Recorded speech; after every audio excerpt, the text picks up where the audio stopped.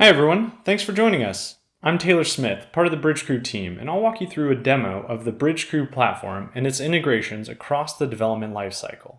But first, some housekeeping items. We'll be giving away a free t-shirt if you answer a short survey at the end. If you have any questions, please add them to the Q&A at any time and we'll answer them after the demo. We'll also be sending a recording after the event. Before we dive into the demo, I wanted to give a quick background on Bridgecrew. DevOps is moving at breakneck speeds. In our digital-first economy, agility is key. Development teams are measured on churning out features, and traditional security can't keep up. This has moved down the stack to infrastructure, where developers can define their infrastructure as code. Developers iterate fast on IEC templates, but these templates are often insecure. This is evident in open source templates. Nearly 50% of AWS modules in the Terraform registry contain misconfigurations, exposing organizations to attackers. When just one of those templates is insecure, it often includes hundreds of resources. That leads to an overwhelming amount of alerts for security teams and an intrusive level of tickets for developers. We're here to solve that. Bridgecrew empowers engineers to secure infrastructure amazingly fast. We call it codified security.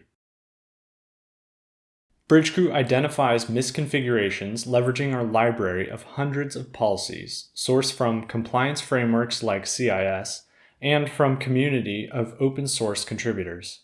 The infrastructure as code scanning is performed by our community-supported open source tool, Chekhov, with additional features and runtime capabilities in our Bridgecrew platform.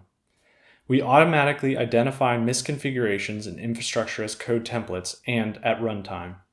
We present fixes in the form of suggestions, pull requests, and commits backed into your development pipeline, and an automated playbook for issues identified in runtime. And we create guardrails to prevent misconfigurations from making it into your deployments. This creates a proactive rather than reactive approach to addressing misconfigurations. This automated, full lifecycle approach enforces policies early and often via integrations across developer and DevOps stacks. Bridgecrew integrates with IDEs, continuous integration tools, repositories, ticketing, chat, and cloud environments. This creates a powerful feedback loop that increases the likelihood of misconfigurations being repaired. We do this for Terraform, CloudFormation, Kubernetes, Helm, Azure Resource Manager templates, Docker files, and serverless framework, as well as in runtime for AWS, Azure, and GCP. The result is better infrastructure as code templates, more secure cloud workloads, and less noise for security and development teams. Now for the demo. I'm going to walk you through the flow of an infrastructure as code development and deployment and show how Bridgecrew secures cloud infrastructure at every step. From bridgecrew.io, I can access the sign-up page, or I can go directly to bridgecrew.cloud. Here you can sign up for a free community account that comes with a 14-day trial of the full platform, no credit card required. Sign up through any of these SSO options or use your work email. I already have an account, so it'll log me right in. I'm going to start by showing off Chekhov. Chekhov is our open source security as code tool. And Chekhov can scan various different infrastructure as code files, package manager files for vulnerabilities, container image files, all these different file types for vulnerabilities and as well as misconfigurations. Now, I'm going to do a Chekhov-L. Now, this lists out all the different policies that we have for infrastructure as code specifically. You can see here I've got a whole bunch of resource violations for various different cloud providers, for Terraform, OpenAPI, Kubernetes, Docker files, ARM, CloudFormation, etc. And we have all of these out of the box. Now you can also add your own custom policies either here or through the Bridgecrew platform. Now, and then once you do a scan, it looks like this, where you can do a Chekhov-D and just name the directory. That scans all the files in the directory. or I can do -F and scan a single file. So in this case, an EC2 file. And this will compare the file against all the different out-of-the-box policies I have here. So you can see I have an S3 bucket without versioning. I've got an S3 bucket that has no KMS key encryption. And I've got a security group with port 22 open to the world. And then I have all of these passing policies and a nice summary at the top. So I can see I've passed 10 checks, I've failed 21, and here are some of those. Now there are a whole lot of other flags that you can do. If you just do a Chekhov-H, you can see all the different flags. So you can really get detailed and specific with the kind of violations you want to flag. Now, what you can do to augment this is add the API token that's available if you have the Bridgecrew platform. Now, with this, I can do something similar where I do a Chekhov-F, scan that same file, but this time let's add a BC API key. And let's give this repo ID a unique repo ID.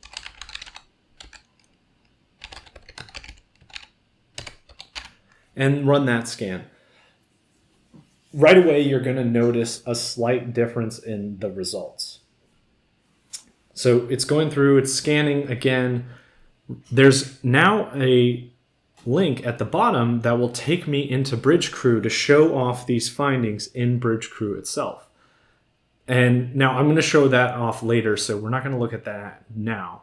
But you'll notice some other things. So I have now severities added, and I can filter on those.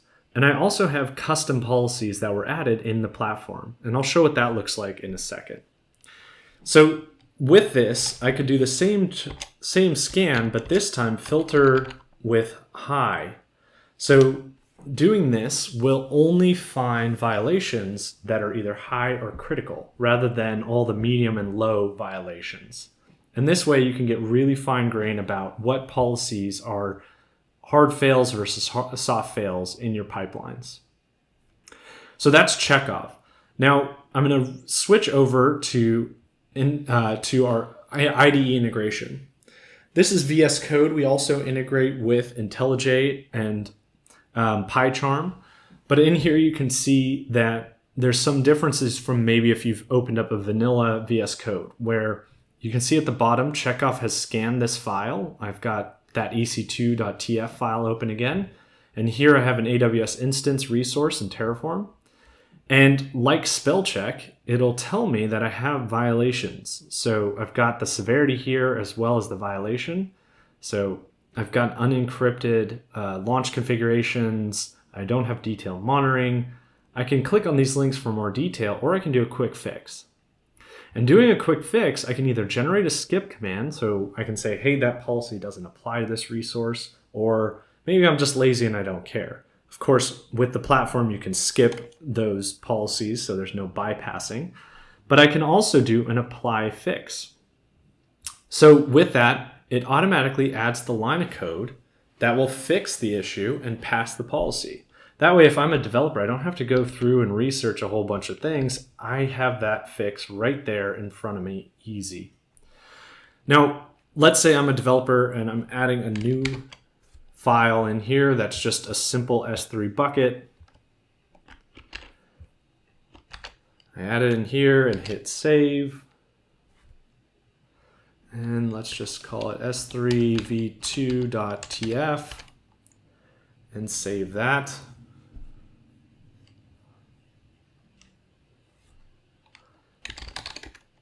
All right, so now Chekhov is running against that, and while Chekhov is running, I'm just gonna add this to a new branch. So I'm gonna do a git checkout -b, so branch, and let's just call this ts bucket demo.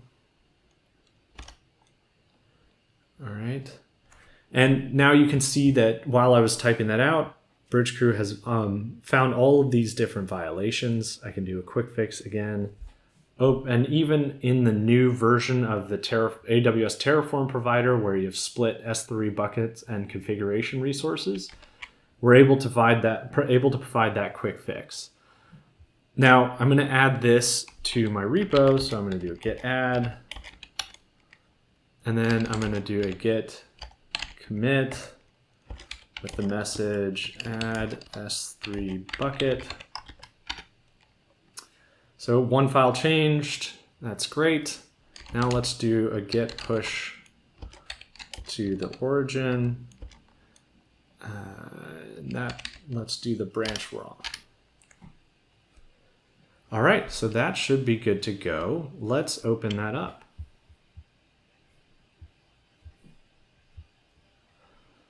So we're going to call this TS bucket demo, and let's create a pull request, but let's do it to my fork rather than the root fork. Create a pull request. And you're going to see a few things kick off right away. So I've got some CI/CD integrations with GitHub Actions. You can add other CI/CD integrations. We have out-of-the-box integrations with Circle CI, GitHub Actions, Azure Pipelines, etc. And the other thing that's kicked off here is you can see the Bridgecrew application. So this is a native application that's integrated with GitHub. And so that will kick off a scan, and it will be able to block this build based on severity, which I'll show in a second how you can configure that. But it will also provide bot comments. And let's take a look at how that works. All right, and now you can see these bot comments have been generated.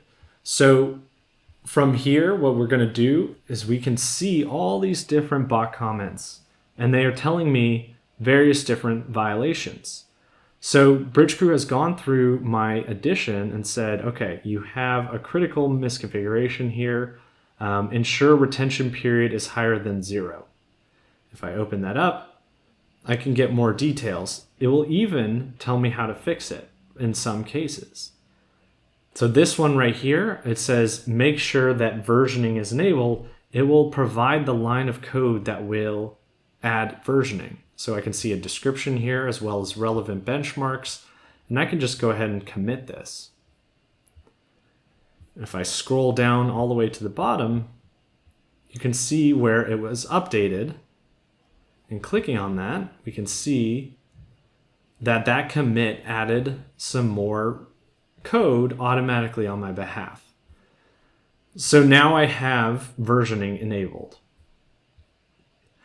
Great. So that is what it looks like in GitHub, and there are similar integrations with GitLab and Bitbucket and Azure repos. Now let's take a look at what this looks like in the platform. So I'm going to go ahead and open this up. This links me back into Bridgecrew, and so now we're in Bridgecrew itself. And this is going to open up the projects page.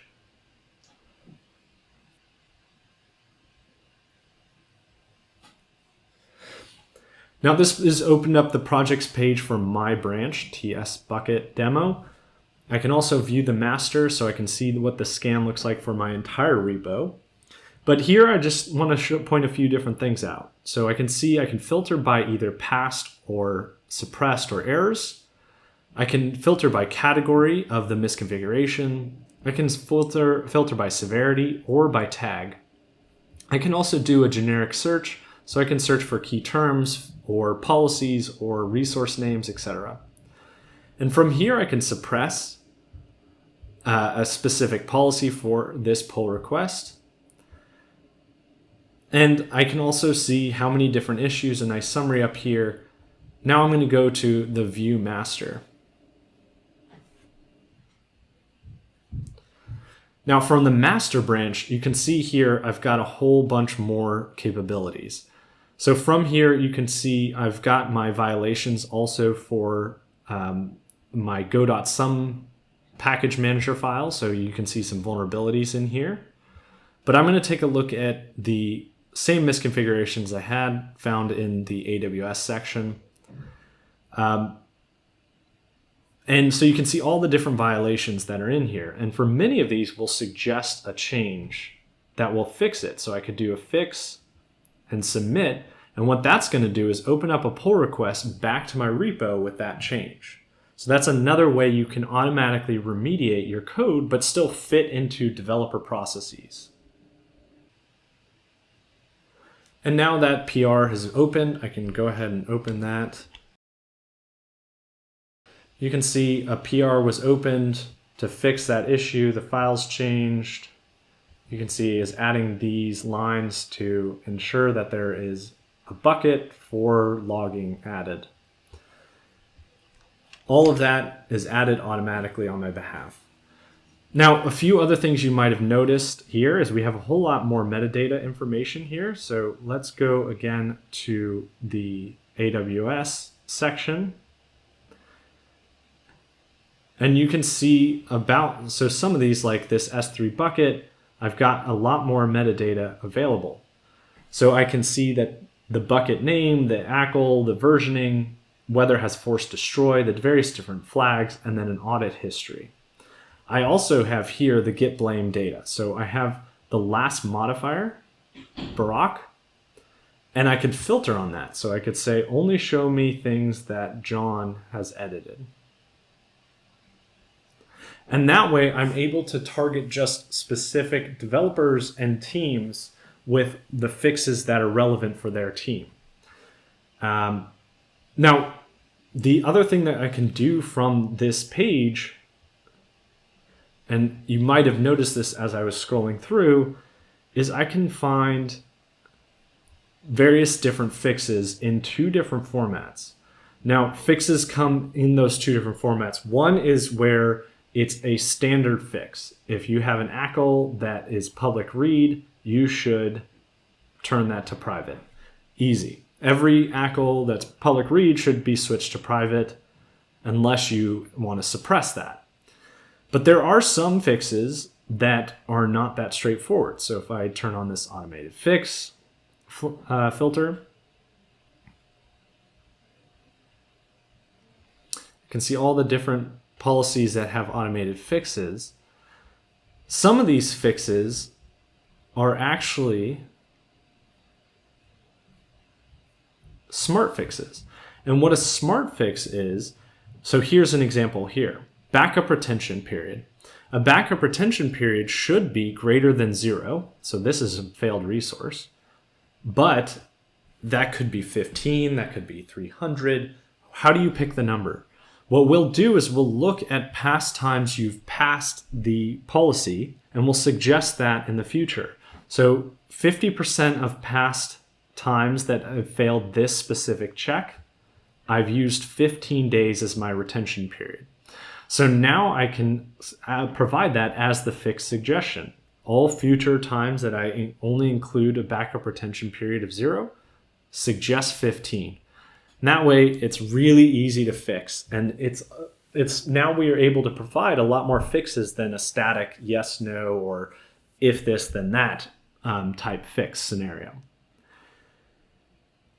Now, the last thing I want to show on this page besides the configurations is you might have noticed some of these have this yellow bar. This is how we tie everything back from code to cloud. You can see that this is tracing from this violation to a running resource in this cloud that has this same violation. And that's because we're able to trace specific code that's deployed into runtime configurations.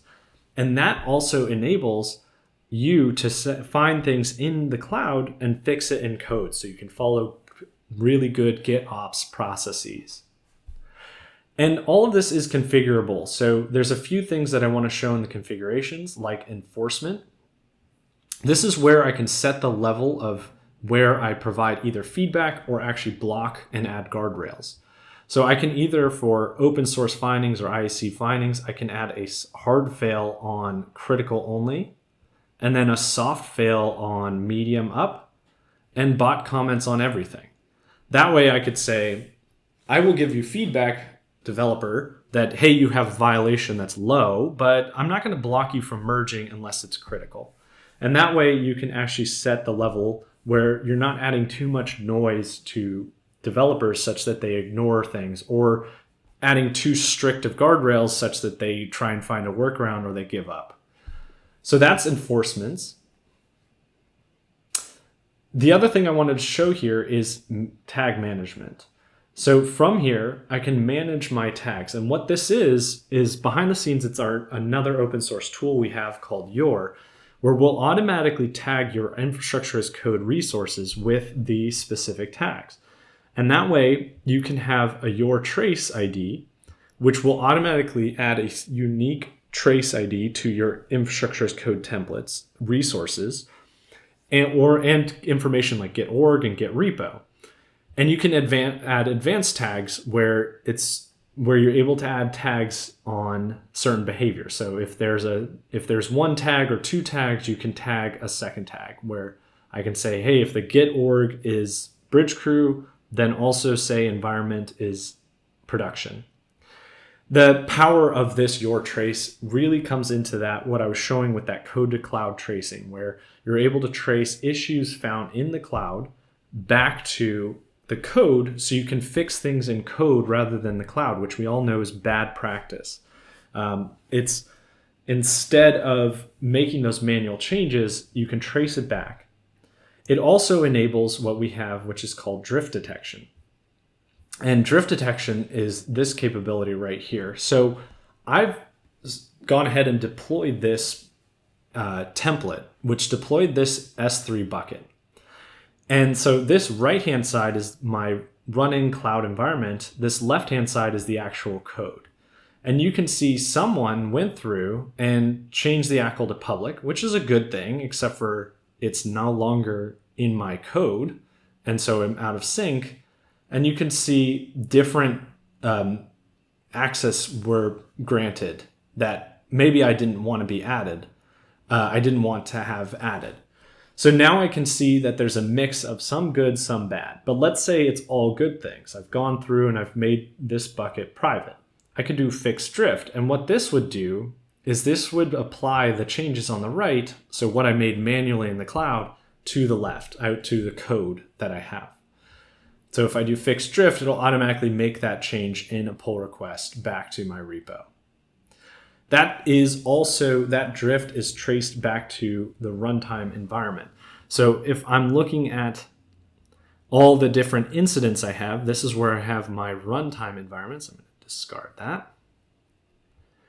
You can see all the different violations I have if I onboard my AWS account or Azure or GCP account. And you can see that there's a whole bunch of these that are traced. That means that we have that unique identifier that Your adds. I can also find things that are unencrypted or publicly accessible. These are really the things that you should be addressing first and fixing first. And then similar to the projects page, I can filter based on category, source, severity, range, benchmark, or tag. And for the things that are traced, I can even find those things back in the code. So I have all these different violations, like credentials that are unused for 180 days, resources that aren't tagged, so this is a custom policy. I have all of these different violations in runtime, and you can see all of these are traced, so I can view them back in the projects page. That'll take me back to the projects page so I can find them in cloud, but fix them in the code. Those are the core components. Now, if you want to have some summary views and some views that are important, you can see developer pipelines. Developer pipelines tell me a nice summary across my various different repos, what violations I have. So you can see in this charts, I've got weekly commits of 0. I've got, and as well as a trend, I've got the number of Git users that have accessed or committed to it. I've got the number of open pull requests that have failed. I've got pending fix PRs. So in this case, I've opened up 2 of them. And what the last PR, this is the one I just added, and when it happened. And you can see I can trace that back, so I can either open it up in my version control system, GitHub in this case, so I can review the fix PR, and GitHub makes it easier to trace it and then merge that issue. I can open up of the failed PRs, so I can address those really quickly and get them fixed so they can be merged. That code can be merged. And then in Bridgecrew, I can open up the last scan item. I can also view the code reviews. So this is a history of all the different scans that have happened. So you can see the one that just happened for me, as well as the violations. So there were 10, and you can see based on severity where they were, and that it failed my scan check. So this is really great summary of across those projects and code reviews that have happened. Now the next screen I want to show is the supply chain screen. This is just a really powerful visualization that shows your different code resources as well as tracing it to runtime. And so let's find that TerraGoat. What this is doing is it's basically inventorying all the different code assets you have and providing a nice summary of that in a visual form. So you can communicate this either with non-security people or other security people on your team and have a good conversation using this visual. So I can see this is my org, try Bridgecrew, TerraGoat is my repo. These are the different files it has, as well as the connected resources. And you can see sorted by violation. So this file has 75 violations, and then each resource. So this has 11. And here's that helpful metadata that we had before, and you can search across this. Now, the other thing I wanted to show here is if you do have tracing enabled, you can even trace it here. So I have that s3.tf file with 41 violations, and I can see that it's deploying this bucket. And this is the actual running bucket in AWS. So I've traced it from code to cloud.